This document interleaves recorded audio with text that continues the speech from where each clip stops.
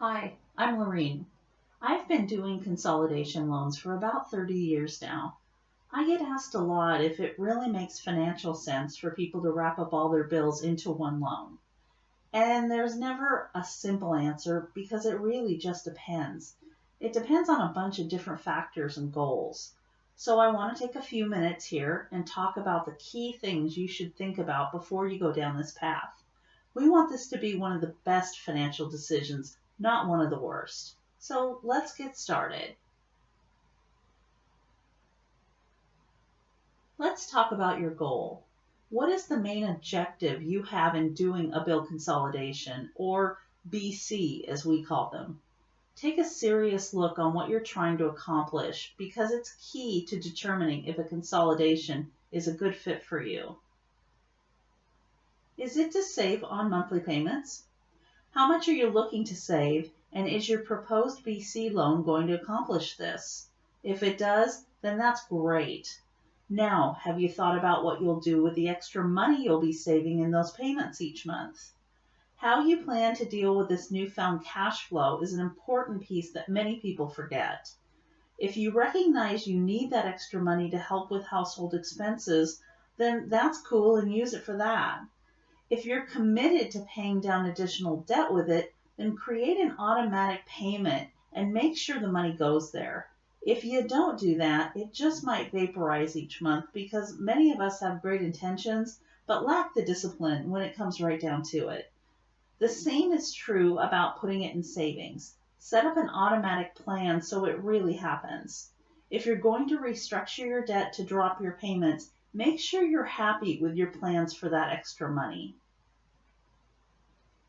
Now, if you are trying to save on payment and the BC isn't going to do the trick, there are other options and ways to help. I strongly suggest you speak to one of our account managers. They are well trained to look at your financial situation and make suggestions for next steps. Make this call sooner than later. Is your goal to get your debt paid off sooner or within a specific period of time? I love this goal. Sometimes when you have credit card balances, it's hard to make much headway, so moving these over into an installment loan can be a great thing. But doing this can often result in higher monthly payments. Credit card payments are often very low, which is why it's hard sometimes to make much progress on reducing the balance. If your payments will go up and you think you can swing it comfortably, you should really try it out first.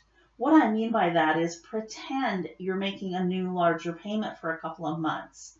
If you're paying $400 today and it will go up to $500 under a BC, take that extra $100 and stash it away in savings.